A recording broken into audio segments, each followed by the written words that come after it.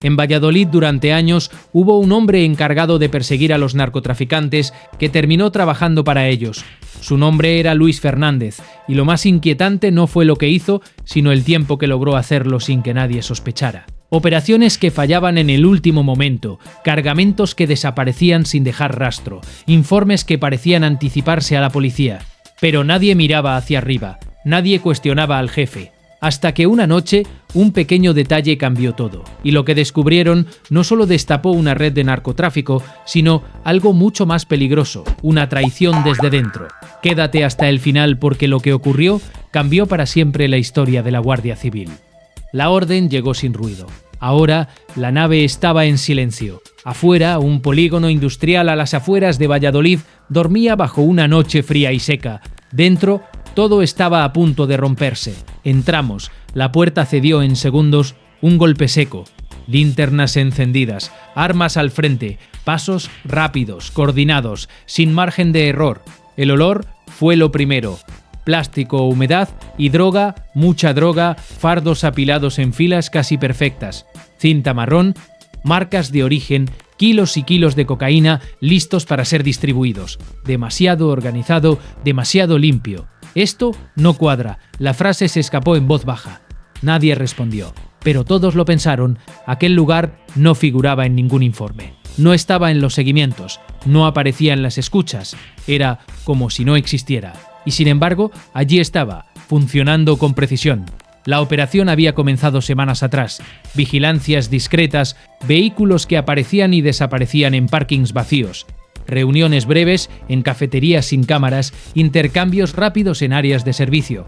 Todo apuntaba a una red bien estructurada, con contactos fuera de España y una logística precisa, casi quirúrgica. Pero había algo diferente. Algo incómodo, los movimientos eran demasiado exactos, las rutas cambiaban justo antes de los controles.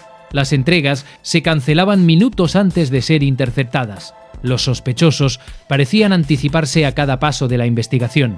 Alguien estaba avisando. Al principio fue solo una sospecha, una sensación difícil de justificar en un informe, pero poco a poco los indicios comenzaron a encajar, operaciones que se caían sin explicación. Objetivos que desaparecían horas antes de ser detenidos, errores que no parecían errores. Nos están viendo. La frase quedó suspendida en una sala de briefing. Nadie quería decirlo en voz alta, porque implicaba algo más grave que un fallo operativo. Implicaba una fuga, y no una fuga cualquiera, interna. Se redujo el círculo, acceso limitado a la información. Cambios en los protocolos, comunicaciones más controladas, cada paso medido al milímetro. Pero aún así seguía ocurriendo. Entonces tomaron una decisión que no tenía vuelta atrás. Investigar desde dentro, sin registros visibles, sin alertas, sin dejar rastro. Un equipo reducido empezó a trabajar en paralelo, al margen del circuito habitual. Su objetivo ya no era solo la red de narcotráfico, era encontrar al que estaba filtrando.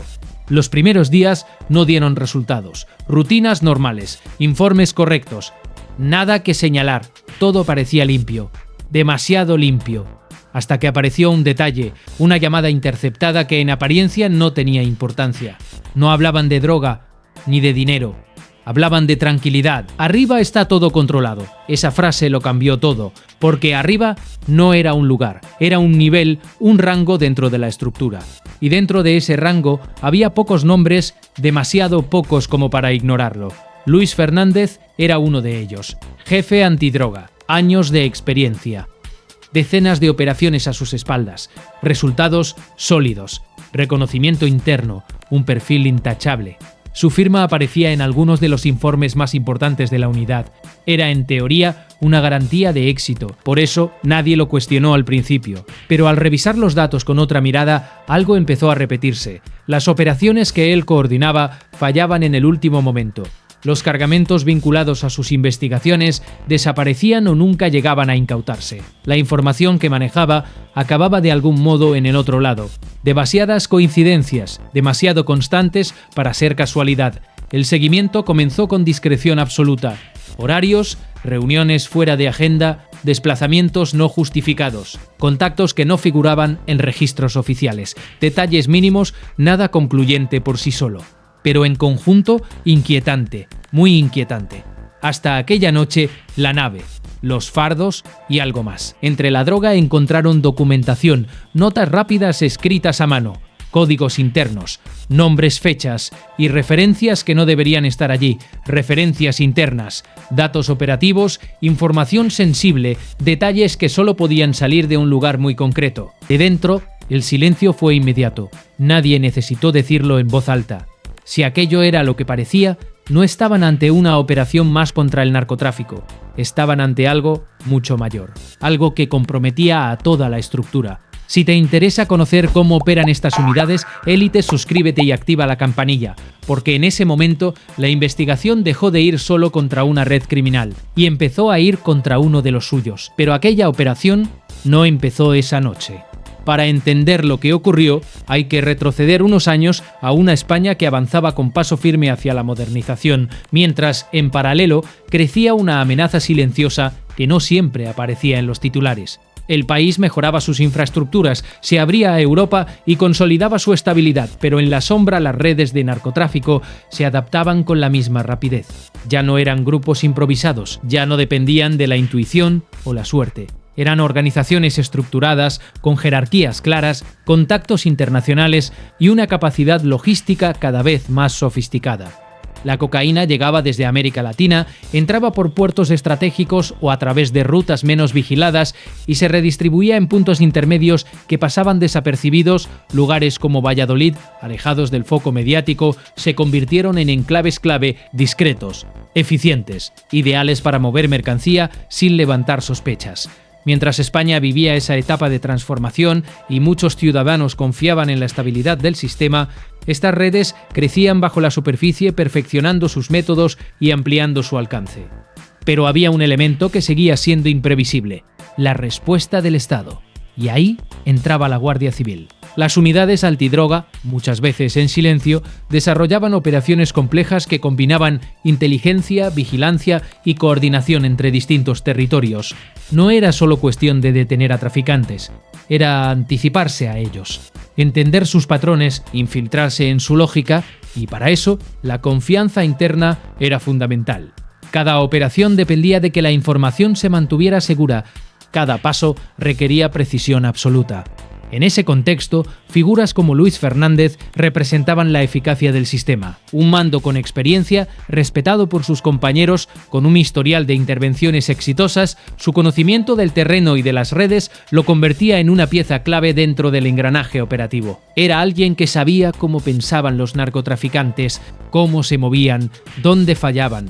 Y precisamente por eso era alguien extremadamente valioso. Pero había algo que no encajaba. Con el paso del tiempo, ciertas decisiones empezaron a generar dudas, cambios sutiles en los operativos, intervenciones que se cancelaban en el último momento, objetivos que parecían desvanecerse justo antes de ser detenidos. Al principio, todo tenía una explicación razonable: la complejidad de las redes, la falta de pruebas, la capacidad de adaptación de los criminales. Pero cuando esos patrones se repiten una y otra vez, dejan de ser coincidencias, se convierten en señales. En paralelo, las organizaciones criminales mostraban un nivel de anticipación que no era habitual. Evitaban controles específicos, cambiaban rutas en el último minuto, sabían exactamente cuándo no moverse. Alguien les estaba dando ventaja, y esa ventaja no podía venir de fuera. Las investigaciones internas comenzaron a avanzar con extrema cautela. No se trataba solo de confirmar una sospecha, se trataba de evitar un error que pudiera destruir carreras, reputaciones y la propia credibilidad de la institución. Pero los indicios seguían creciendo. Y entonces apareció un elemento clave: los cargamentos incautados. En teoría, cada intervención seguía un protocolo claro: registro, custodia, traslado y análisis, todo documentado. Todo supervisado, pero algo empezó a fallar en esa cadena. Pequeñas diferencias en el peso, cantidades que no coincidían, detalles que de forma aislada podían parecer insignificantes, pero juntos dibujaban un patrón inquietante: cocaína que desaparecía, sin explicación, sin rastro, sin responsables directos y siempre bajo supervisión de los mismos operativos. La línea se cruzó definitivamente cuando se confirmó lo impensable: parte de la droga incautada no solo desaparecía, sino que volvía al mercado, reintroducida en el circuito criminal, vendida de nuevo, como si nunca hubiera sido intervenida. Eso no era un fallo, no era un descuido, Era un sistema, un mecanismo diseñado para aprovechar la propia lucha contra el narcotráfico, en beneficio de la red. Y en el centro de ese mecanismo tenía que haber alguien con acceso, conocimiento y autoridad suficiente para hacerlo posible. Si recuerdas aquella época o quieres entender cómo operaban estas redes, suscríbete y acompáñanos, porque lo que vino después no terminó con las detenciones. El golpe final fue tan silencioso como contundente. La detención de Luis Fernández no se anunció, no se filtró, no se anticipó. Llegó como llegan las decisiones que no admiten error. Una orden clara, directa, ejecutada por sus propios compañeros, sin resistencia, sin explicaciones, sin margen.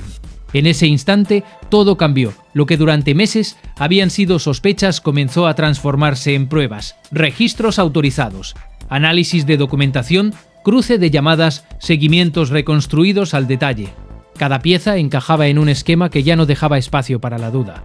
Las acusaciones eran graves: revelación de secretos, colaboración con organización criminal, apropiación indebida de droga incautada. Pero más allá de los delitos, lo que realmente pesaba era el significado. Un mando antidroga utilizando su posición para manipular operaciones, proteger cargamentos concretos y desviar parte de la sustancia intervenida para devolverla al mercado. Un sistema paralelo dentro del sistema. El proceso judicial fue largo y minucioso. No bastaba con señalar, había que demostrar.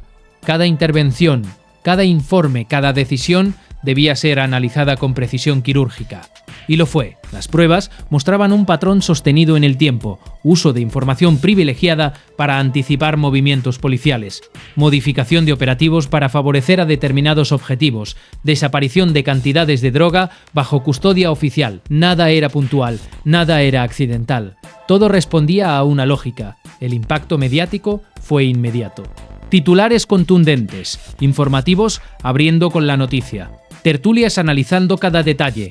La sociedad reaccionó con una mezcla de incredulidad y preocupación, porque no se trataba de un agente aislado, era un responsable, alguien que representaba la lucha contra el narcotráfico. Y precisamente por eso el golpe fue más profundo. Surgieron preguntas inevitables. ¿Cómo pudo ocurrir? ¿Durante cuánto tiempo? ¿Había más implicados? La presión pública obligó a revisar procedimientos, a reforzar controles internos, a establecer mecanismos de supervisión más estrictos en la gestión de la droga incautada y en el acceso a la información sensible, porque el daño no era solo operativo, era institucional. Y recuperar la confianza exigía algo más que sanciones, exigía cambios reales, y esos cambios llegaron. Protocolos más rigurosos, auditorías internas más frecuentes, separación de funciones en operaciones sensibles. La lección era clara. La eficacia no puede depender únicamente de la confianza, necesita control. Pero este caso también dejó otra lectura, menos visible pero igual de importante, la de una estructura capaz de investigarse a sí misma, de detectar una amenaza interna, de actuar incluso cuando el problema estaba dentro, sin encubrir, sin mirar hacia otro lado. Eso también define a una institución. Las resoluciones judiciales marcaron un punto de inflexión, no solo por las condenas impuestas, sino por el mensaje que transmitían. Nadie está por encima del sistema, ni siquiera quienes lo representan. Con el tiempo, el caso de Luis Fernández se convirtió en una referencia incómoda pero necesaria, un recordatorio de hasta dónde puede llegar la corrupción cuando encuentra el lugar adecuado, y también de cómo puede ser detenida. Hoy, años después, su nombre sigue apareciendo cuando se habla de control interno, de fallos estructurales y de la importancia de la vigilancia dentro de las propias instituciones. Porque si algo dejó claro esta historia es que el peligro no siempre viene de fuera. A veces crece dentro, en silencio, aprovechando la confianza, esperando el momento. Y cuando eso ocurre, solo hay una forma de frenarlo, enfrentarlo. Porque la verdad siempre acaba saliendo a la superficie. Si quieres seguir descubriendo operaciones reales que marcaron una generación, suscríbete y activa la campanilla. Nos vemos en el siguiente vídeo.